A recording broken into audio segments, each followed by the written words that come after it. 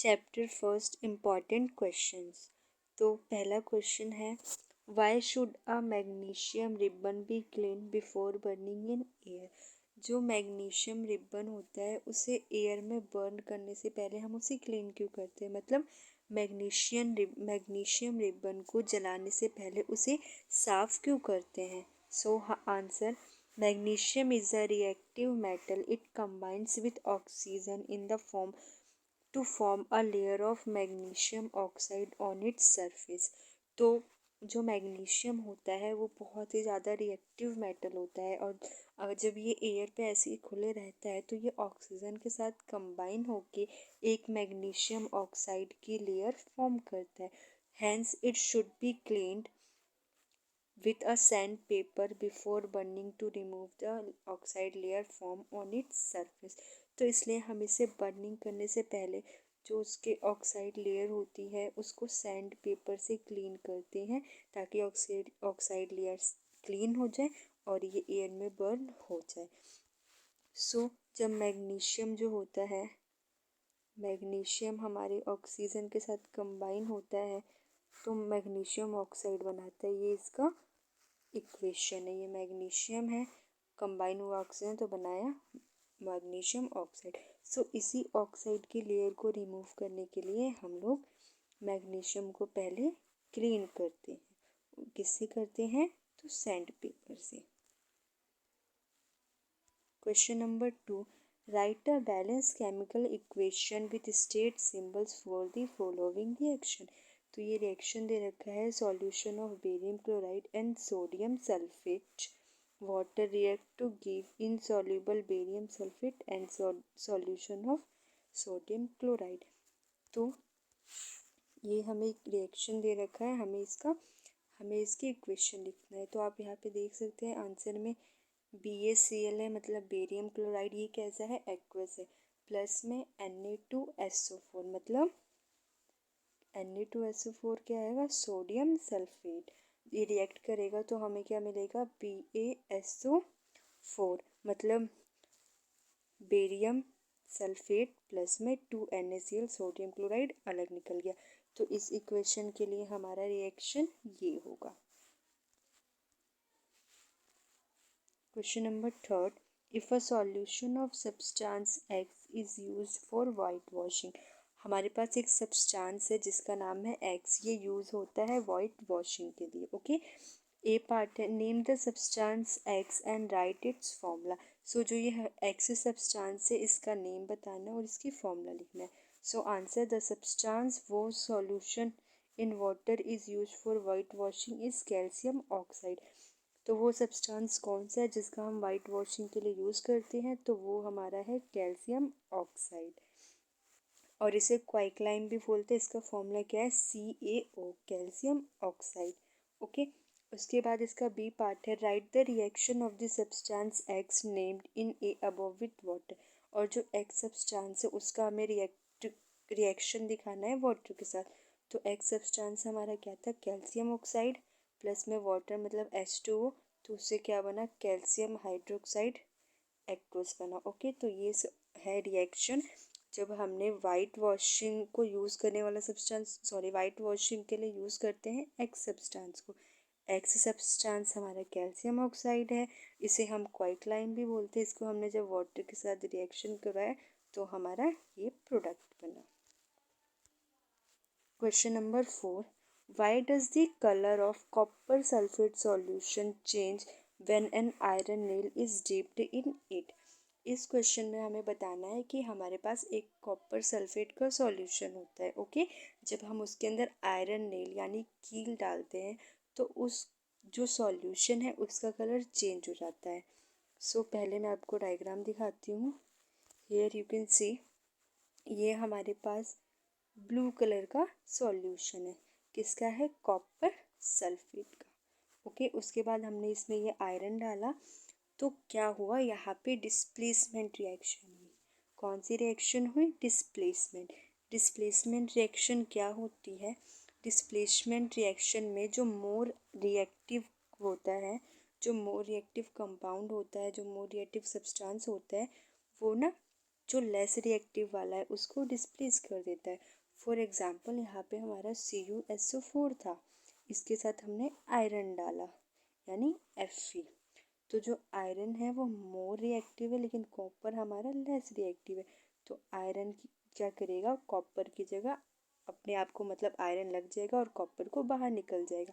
तो यहाँ पे देख सकते हैं हमारा सॉल्यूशन क्या था, CuSO4 कॉपर सल्फेट, लेकिन अभी ये आयरन सल्फेट बन गया और कॉपर बाहर निकल गया। तो इस वजह से हमारा जो सॉल्यूशन है वो ब्लू से ग्रीन हो गया। क्यों? क्योंकि कॉपर का कलर कैसा था, ब्लू कलर था। जब हमने आयरन की कील डाली तो उससे क्या हुआ, हमारा कॉपर सल्फेट से आयरन सल्फेट बन गया और जो कॉपर है वो अलग हो गया। यहाँ पे डिस्प्लेसमेंट रिएक्शन हुई। तो आप ये देख सकते हैं इसमें कैसे फ़र्क आया। पहले ब्लू कलर था कॉपर का, फिर कॉपर डिस्प्लेस हो गया तो अब आयरन सल्फेट बन गया तो कलर सॉल्यूशन का हमारा ग्रीन हो गया। अब एक बार थ्योरी देखते हैं। Because iron is more reactive element than the copper, iron more reactive और copper less reactive. Okay, for this they displace copper from iron compound. इस वजह से क्या हुआ, कॉपर की जगह आयरन आ गया। आयरन ज़्यादा मतलब रिएक्टिव है, मोर पावरफुल है, तो वो क्या करेगा, कॉपर को हटा के खुद लग जाएगा और उस वजह से जो आयरन कलर नेल है वो ब्राउन हो जाएगा। क्यों? क्योंकि आयरन की जगह अब कॉपर लग गया और जो कॉपर सॉल्यूशन था वहाँ पे आयरन चला गया तो इसलिए लाइट ब्लू हो जाएगा। यहाँ पे आप रिएक्शन देख सकते हैं। आयरन है Fe plus CuSO4 copper sulphate gives iron sulphate plus copper.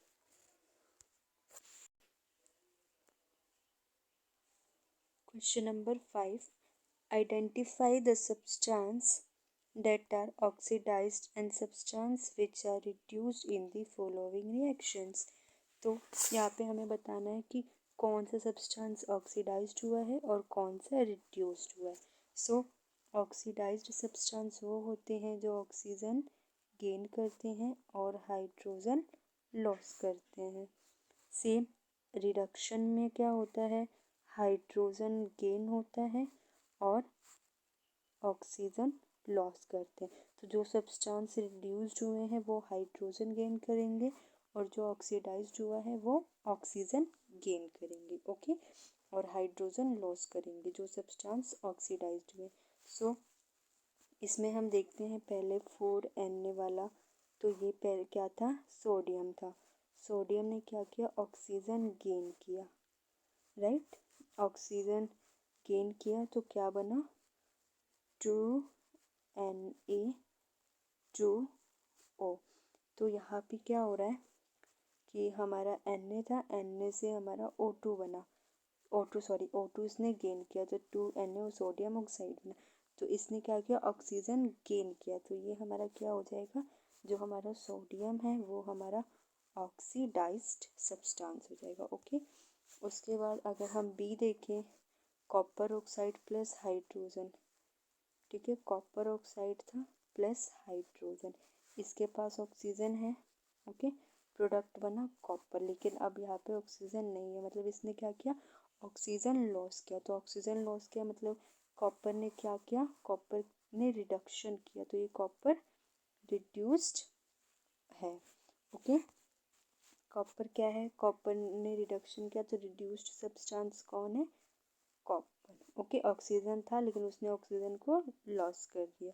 अब हाइड्रोजन है, हाइड्रोजन सिर्फ हाइड्रोजन था लेकिन अब उसके पास क्या, वो H2O, मतलब हाइड्रोजन ने क्या किया, ऑक्सीजन गेन किया।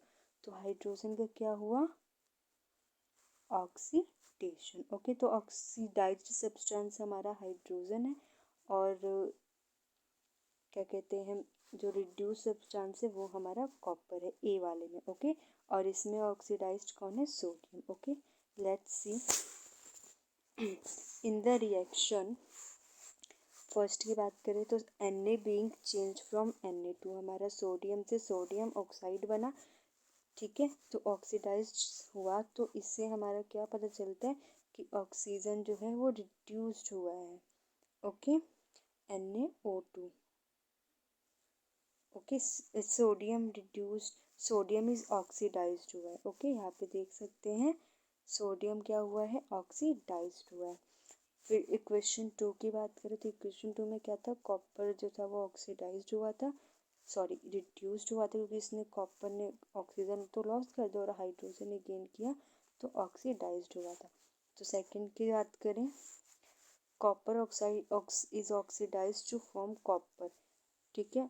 तो because oxygen is being lost from CO H2 gets oxidised H2 so become H2 is increasing. Okay, तो इसमें क्या हो रहा है कि हमारा जो कॉपर है वो क्या हो रहा है, रिड्यूस्ड हो रहा है। उसने क्या कहते हैं यहाँ पे रिड्यूस्ड आएगा बच्चों, ये गलत है, यहाँ पे क्या आएगा रिड्यूस्ड। कॉपर ऑक्साइड था ना, कॉपर ऑक्साइड से कॉपर बना, तो ये क्या हो रहा है रिड्यूस्ड हो रहा है क्योंकि इसने लॉस किया। Okay,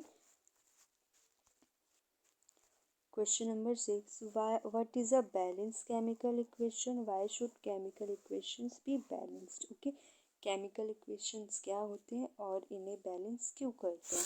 so first of all chemical equations में रिएक्टेंट होता है और इधर प्रोडक्ट होता है। Okay, for example you can see, ये देखिए आप रिएक्शन, ये केमिकल इक्वेशन है। इस जो हमारा लेफ्ट हैंड साइड होता है उसे हम लोग रिएक्टेंट बोलते हैं और जो राइट हैंड साइड होते हैं उसे बोलते हैं प्रोडक्ट। ओके, सो केमिकल इक्वेशन में क्या होता है, दो सब्सटेंस वो फॉर्म हो गए, एक न्यू सब्सटेंस बनाते हैं। तो जो दो रिएक्ट कर रहे हैं उन्हें रिएक्टेंट बोलते हैं और जो हमारा फॉर्म हो रहा है यानी प्रोडक्ट, उन्हें प्रोडक्ट बोलते हैं। ओके, सो केमिकल इक्वेशन तो ये होता है, केमिकल इक्वेशन ये होता है। अब इन्हें पूछ रहा है, क्वेश्चन है कि वो balance, what is balance chemical equation. So balance chemical equation में, in balance chemical equations reactant is equals to product. जो हमारा ये रिएक्टेंट होगा ये हमारे प्रोडक्ट के इक्वल होगा। अब इसमें देखेंगे यहाँ पे सोडियम कितना है 4, तो प्रोडक्ट में भी कितना है 2 and 2 4, ऑक्सीजन 2 है, यहाँ पे भी ऑक्सीजन 2 है, तो ये हमारा reactant is equals to product है। तो ऐसे इक्वेशंस को ही बैलेंस केमिकल इक्वेशंस कहते हैं जिसमें हमारा reactant is equals to product होते हैं। अब उसके बाद क्वेश्चन है कि हमें बैलेंस क्यों करना है किसी भी इक्वेशन को। ओके, तो हमें पता है लॉ है जिसमें बोलता है कि जो हमारी एनर्जी होती है वो ना तो बनती है ना ही डिस्ट्रॉय होती है किसी भी केमिकल रिएक्शन, वो क्या होती है, वो ट्रांसफ़र होती है वन फॉर्म से अनदर फॉर्म में। ओके, तो ये पॉसिबल कब होगा, जब हमारा जो रिएक्टेंट है, वो इज इक्वल टू प्रोडक्ट, तभी तो दोनों का मास सेम हो जाएगा, तो इसलिए हमें इसको बैलेंस करना पड़ता है। ओके, सो एक बार रीड करते हैं। A reaction which has an equal number of atoms of all the elements on both sides of the chemical equation is called balanced chemical equation। Means किसी भी केमिकल इक्वेशन की दोनों साइड जो है वो बैलेंस रहे, मतलब जितने नंबर रिएक्टेंट के हैं उतने ही प्रोडक्ट के रहें। Chemical reaction should be balance to follow law of conservation of mass. Law of conservation of mass क्या होता है कि हमारा रिएक्टेंट और प्रोडक्ट का जो मास होगा वो बिल्कुल ही इक्वल होना चाहिए, इसलिए हमें केमिकल इक्वेशंस को बैलेंस करना चाहिए। Question number 7, right the balance chemical equations for the following reactions. यहाँ पे रिएक्शन है, पहले है calcium hydroxide plus carbon dioxide, तो हमारा कैल्शियम कार्बोनेट प्लस वाटर बन रहा है। ओके, सेकेंड में जिंक प्लस सिल्वर नाइट्रेट है, जिंक नाइट्रेट प्लस सिल्वर बन रहा है। सी हमारा एल्यूमिनियम प्लस कॉपर क्लोराइड है, तो एल्यूमिनियम क्लोराइड प्लस कॉपर बन रहा है। डी हमारा barium chloride plus potassium sulphate है, तो barium sulphate plus potassium chloride. So one by one हम सबके केमिकल इक्वेशंस देखेंगे। फर्स्ट है calcium hydroxide plus carbon dioxide, तो कैल्शियम कार्बोनेट प्लस वाटर बना। कैल्शियम हाइड्रोक्साइड है तो CaOH2 हो जाएगा, carbon dioxide CO2, calcium carbonate मतलब CaCO3 और वाटर का H2। तो ये हमारी बैलेंस इक्वेशन हो गई इस रिएक्शन के लिए। नाउ नेक्स्ट है जिंक प्लस सिल्वर नाइट्रेट, तो यहाँ पे जिंक नाइट्रेट प्लस सिल्वर बन रहा है, यहाँ पे क्या हुआ, जो जिंक है ना वो मोर रिएक्टिव और सिल्वर लेस है, तो जिंक सिल्वर को हटा के खुद नाइट्रेट से ऐड हो जाएगा और सिल्वर हमारा अलग निकल जाएगा। तो ये हमारा जिंक हो गया plus AgNO3 silver nitrate form क्या हो रहा है, जिंक नाइट्रेट प्लस सिल्वर। और ये बैलेंस करने के लिए यहाँ पे हमने 2 लगा दिया, तो ये बैलेंस इक्वेशन है इस रिएक्शन के लिए। क्वेश्चन सी में है हमारा एल्यूमिनियम है प्लस कॉपर क्लोराइड है, तो aluminium chloride plus copper. Same इसमें भी एल्यूमिनियम ने क्या किया, मोर रिएक्टिव, तो इसने कॉपर को डिस्प्लेस करके अलग निकाल दिया और क्लोराइड के साथ खुद अटैच हो गया। सी में हमारा बेरियम क्लोराइड है, इधर बेरियम क्लोराइड है प्लस पोटेशियम सल्फेट है, तो barium sulphate plus potassium chloride. यहाँ पे कौन सी रिएक्शन हो रही है, डबल डिस्प्लेसमेंट। यहाँ पे क्या हुआ, Ba ने K2 को डिस्प्लेस करके वो लग गया और K2 इसकी जगह पे आ गया। ओके, दोनों ने अपनी जगह चेंज कर ली, तो BaSO4 यानी बेरियम सल्फेट और potassium sulphate. Question number 8, right the balance chemical equation for the following and identify the type of reaction in each case. इसमें हमें बैलेंस केमिकल इक्वेशन लिखना है और आइडेंटिफाई करना है कि ये कौन सी रिएक्शन है। सो ए पार्ट है हमारा potassium bromide plus barium iodide, potassium iodide plus barium. So यहाँ पे पोटेशियम ब्रोमाइड है मतलब 2K भी आ रही है, कैसा है aqueous, plus barium iodide BaI2 gives 2KI मतलब पोटेशियम आयोडाइड प्लस BaBr2। तो यहाँ पे क्या हुआ है कि पोटेशियम ने बेरियम को चेंज किया और बेरियम जो हमारा पोटेशियम की जगह आ गया है। ओके, तो यहाँ पे हमारा प्रोडक्ट क्या बना है, प्रोडक्ट बना है हमारा 2KI मतलब potassium iodide plus barium bromide. Okay, यहाँ पे बेरियम के साथ ब्रोमाइड भी आएगा, ठीक है, बेरियम ब्रोमाइड। तो यहाँ पे पोटेशियम की जगह बेरियम आ गया और बेरियम ने पोटेशियम की जगह ले लिया। ओके, तो ये कैसी रिएक्शन है, डबल डिस्प्लेसमेंट रिएक्शन, जिसमें दोनों एटम ने अपनी अपनी जगह चेंज कर दी। ठीक है, पी है हमारा जिंक कार्बोनेट, उससे हमारा zinc oxide plus carbon dioxide bromide. तो इसमें हमारा क्या हो गया, ये ब्रोमाइड नहीं आएगा।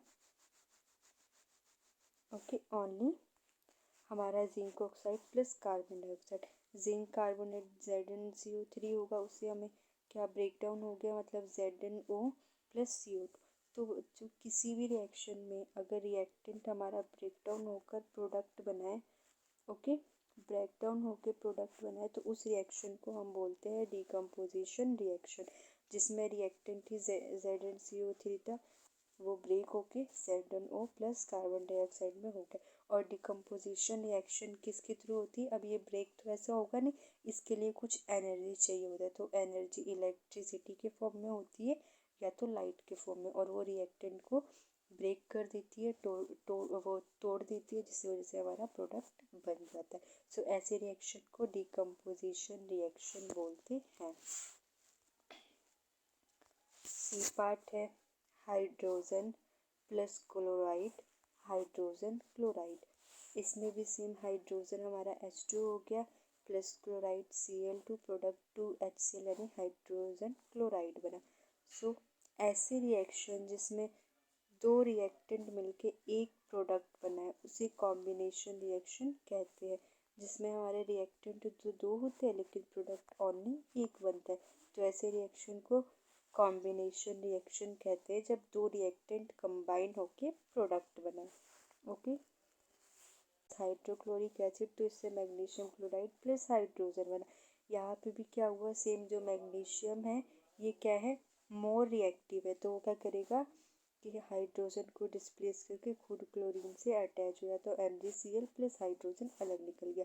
तो उसने डिस्प्लेस किया, तो कैसी रिएक्शन है, डिस्प्लेसमेंट रिएक्शन, जिसमें जो हमारा दो रिएक्टेंट होते हैं, तो जो मोर रिएक्टिव जिसका भाई ज़्यादा पावर होता है वो कम रिएक्टिव वाले को हटा के खुद वहाँ पे अटैच हो जाता है। ऐसे रिएक्शन को बोलते हैं डिस्प्लेसमेंट रिएक्शन।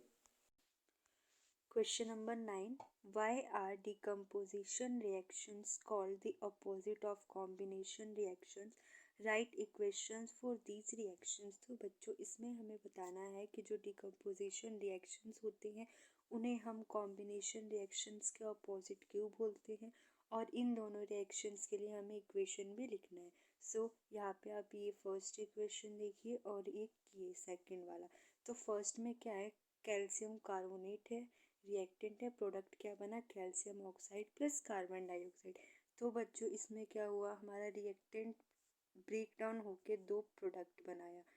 तो हमारे इसमें क्या हुआ, जो रिएक्टेंट है वो ब्रेक होकर दो प्रोडक्ट बनाया। ऐसे रिएक्शन को हम क्या बोलते हैं, डिकम्पोजिशन रिएक्शन या फिर डिसोसिएशन रिएक्शन, जिसमें हमारा प्रोडक्ट टूट कर दो सॉरी जिसमें हमारा रिएक्टेंट टूट कर दो प्रोडक्ट बनाता है। उसके बाद अगर आप सेकेंड रिएक्शन देखें, calcium oxide plus carbon dioxide gives calcium carbonate. तो बच्चों इसमें क्या हुआ, इसमें हमारा रिएक्टेंट दो थे, दोनों कंबाइन होके प्रोडक्ट बनाए। तो ऐसे रिएक्शन जिसमें हमारा रिएक्टेंट दो होते हैं वो कंबाइन होके एक सिंगल प्रोडक्ट बनाते हैं, उन्हें बोलते हैं कॉम्बिनेशन रिएक्शन। डिकम्पोजिशन रिएक्शन में एक रिएक्टेंट था, वो टूट के दो प्रोडक्ट बनाया। कॉम्बिनेशन में उल्टा हुआ, यहाँ पे दो रिएक्टेंट थे और एक प्रोडक्ट बना। उसके बाद इसकी थ्योरी देखते हैं।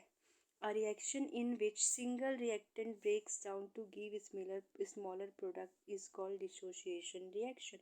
जिसमें हमारा एक रिएक्टेंट टूट कर दो प्रोडक्ट बनाता है उसे डिकम्पोजिशन या फिर डिसोसिएशन रिएक्शन बोलते हैं।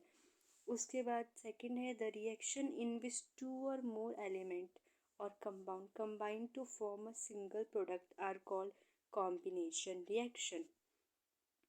ऐसी रिएक्शन जिसमें दो रिएक्टेंट मिलके एक सिंगल प्रोडक्ट बनाए उन्हें कॉम्बिनेशन रिएक्शन बोलते हैं।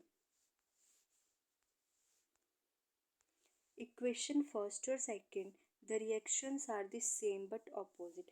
हमारा कॉम्बिनेशन और डिकम्पोजिशन हमने इक्वेशंस देखी यहाँ पे, तो दोनों क्या है, सेम है लेकिन अपोजिट है। यहाँ पे सिंगल रिएक्टेंट है लेकिन दो प्रोडक्ट है, यहाँ पे दो रिएक्टेंट और एक सिंगल प्रोडक्ट। इस वजह से हम डिकम्पोजिशन रिएक्शन को अपोजिट ऑफ कॉम्बिनेशन रिएक्शन बोलते हैं। Question number 10. Write one equation each for the decomposition reaction where energy is supplied in the form of heat, light और electricity। Decomposition reaction वो होता है जिसके अंदर रिएक्टेंट हमारा टूट के दो या दो से ज़्यादा प्रोडक्ट बनाते हैं। तो जो ये रिएक्टेंट जो होते हैं वो ब्रेक करेंगे तो उसके लिए हमें कुछ एनर्जी चाहिए होती है। वो एनर्जी हमारी हीट के फॉर्म में होती है, लाइट के फॉर्म में होती है और इलेक्ट्रिसिटी। तो हमें तीनों के लिए एक एक इक्वेशन दिखानी है जिसमें हमारी जो एनर्जी है वो एक में हीट के फॉर्म में होगी, एक में लाइट और एक में इलेक्ट्रिसिटी। सो फर्स्ट हमारी CaCO3 है। ओके, जब हमने इसे हीट दिया तो ये CaO प्लस CO2 यानी carbon dioxide plus carbon oxide में ब्रेक हो गई। तो ये रिएक्शन किसकी प्रेजेंट में हुई, हीट की प्रेजेंट में। ओके, मतलब एनर्जी हमने हीट की तरह दी। सेकंड हमारा है 2AgCl सिल्वर क्लोराइड, इसको हमने एनर्जी लाइट के फॉर्म में दी तो इससे 2Ag प्लस क्लोराइड अलग बन गया, तो इसमें हमने एनर्जी लाइट एनर्जी यूज़ की। थर्ड में हमारा वाटर है, हमने उसमें इलेक्ट्रिसिटी दी तो हमारा हाइड्रोजन प्लस ऑक्सीजन, तो इसमें हमने एनर्जी इलेक्ट्रिसिटी के फॉर्म में दी जिससे वाटर हमारा टूट के दो प्रोडक्ट बना दिया। और सेम इस सेकंड वाले में हमने एनर्जी लाइट के फॉर्म में दी थी जिससे हमारे रिएक्टेंट टूट के दो प्रोडक्ट बनाया। और फर्स्ट वाले में हमने जो एनर्जी है वो हीट के रूप में दी थी जिससे कि हमारे दो प्रोडक्ट बने। Question number 11, in the refining of silver the recovery of silver from silver nitrate solution involved displacement by copper metal। Write down the reaction involved। इसमें हमें बताना है कि जब हम सिल्वर यानी चांदी की जब हम रिफाइनिंग करते हैं तो उसमें हम क्या करते हैं, जो सिल्वर नाइट्रेट के सॉल्यूशन में कॉपर मेटल डालते हैं, इस रिएक्शन को लिखना है।